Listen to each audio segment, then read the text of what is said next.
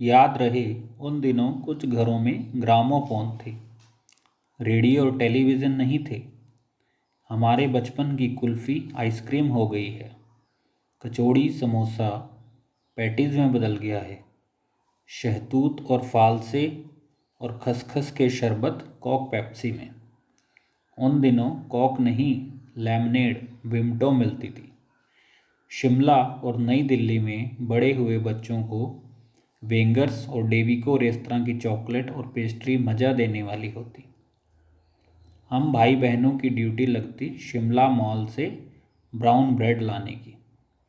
हमारा घर मॉल से ज़्यादा दूर नहीं था। एक छोटी सी चढ़ाई और गिरजा मैदान पहुंच जाते। वहां से एक उतराई उतरते और मॉल पर कन्फेक्शनरी काउंटर पर तरह तरह की पेस्ट्री और चॉकलेट की खुशबू मन भावनी। हमें हफ्ते में एक बार चॉकलेट खरीदने की छूट थी। सबसे ज़्यादा मेरे पास ही चॉकलेट टॉफ़ी का स्टॉक रहता। मैं चॉकलेट लेकर खड़े खड़े कभी ना खाती। घर लौट कर साइड बोर्ड पर रख देती और रात के खाने के बाद बिस्तर में लेटकर मज़ा ले ले खाती। शिमला के काफ़ल भी बहुत याद आते हैं। खट्टे मीठे, कुछ एकदम लाल, कुछ गुलाबी, रसभरी कसमल। सोच कर ही मुंह में पानी भर आए। चेस्टनट एक और गजब की चीज़। आग पर भुने जाते और फिर छिलके उतार कर मुँह में। चने जोर गरम और अनारदाने का चूरन। हाँ, चने जोर गरम की पुड़िया जो तब थी वह अब भी नज़र आती है। पुराने कागज़ों से बनाई गई उस पुड़िया में निरा हाथ का कमाल है।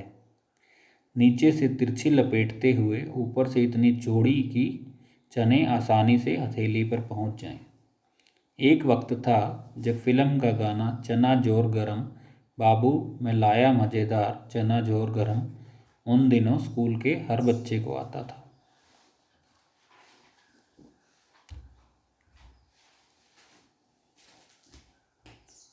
कुछ बच्चे पुड़िया पर तेज मसाला बुरकवाते। पूरा गिरजा मैदान घूमने तक यह पुड़िया चलती। एक एक चना पापड़ी मुंह में डालने और कदम उठाने में एक खास ही लय रफ्तार थी। छुटपन में हमने शिमला रेस पर बहुत मज़े किए हैं। घोड़ों की सवारी की है। शिमला के हर बच्चे को कभी न कभी यह मौका मिल ही जाता था। हम जाने क्यों घोड़ों को कुछ कमतर करके समझते। उन पर हंसते थे। ननिहाल के घोड़े खूब हष्ट पुष्ट और खूबसूरत। उनकी बात फिर कभी। शाम को रंग बिरंगे गुब्बारे, सामने जाखू का पहाड़, ऊंचा चर्च। चर्च की घंटियां बजती तो दूर दूर तक उनकी गूंज फैल जाती।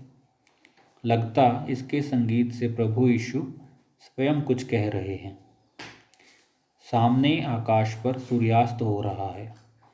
गुलाबी सुनहरी धारियां नीले आसमान पर फैल रही हैं। दूर दूर फैले पहाड़ों के मुखड़े गहराने लगे और देखते देखते बत्तियां टिमटिमाने लगी। रिज पर की रौनक और माल की दुकानों की चमक के भी क्या कहने। स्कैंडल पॉइंट की भीड़ से उभरता कोलाहल। सर्वर स्कैंडल पॉइंट के ठीक सामने उन दिनों एक दुकान हुआ करती थी जिसके शोरूम में शिमला कालका ट्रेन का मॉडल बना हुआ था। इसकी पटरियां, उस पर छोटे छोटे डिब्बों वाली ट्रेन, एक और लाल टिन की छत वाला स्टेशन और सामने सिग्नल देता खंभा। थोड़ी थोड़ी दूर पर बनी सुरंगें। पिछली सदी में तेज़ रफ्तार वाली गाड़ी वही थी।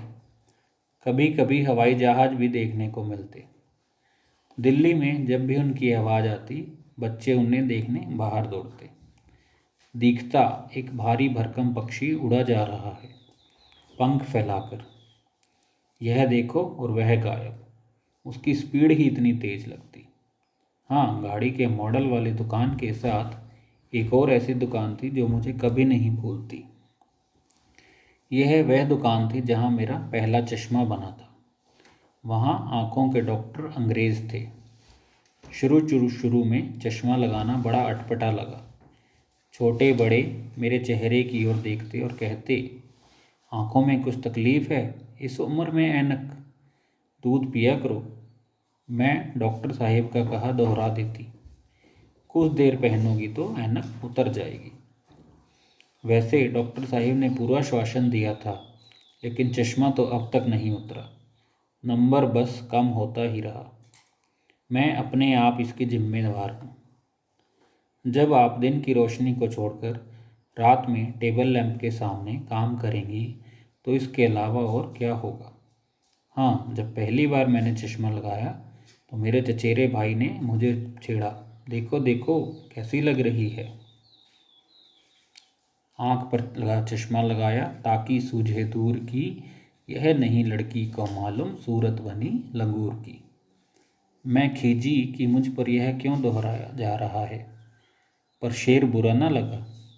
जब वह चाय पीकर चले गए तो मैं अपने कमरे में जाकर आईने के सामने खड़ी हो गई। कई बार अपने आप को देखा, ऐनक उतारी, फिर पहनी, फिर उतारी, देखती रही, सूरत बनी लंगूर की। नहीं नहीं नहीं, हाँ हाँ हाँ। मैंने अपने छोटे भाई का टोपा उठाकर सिर पर रखा। कुछ अजीब लगा, अच्छा भी और मजाकिया भी। तब की बात थी, अब तो चेहरे के साथ घुल मिल गया है चश्मा। जब कभी उतरा हुआ होता है तो चेहरा खाली खाली लगने लगता है। याद आ गया वह टोपा, काली फ्रेम का चश्मा और लंगूर की सूरत। हाँ, उन दिनों शिमला में मैं सिर पर टोपी लगाना पसंद करती हूँ। मैंने कई रंगों की जमा कर ली है, कहाँ दुपट्टों का ओढ़ना और कहाँ सहज सहल सुभाती वाली हिमाचली टोपियाँ। तो बच्चों, यह था कृष्णा सोपती जी द्वारा रचित संस्मरण बचपन।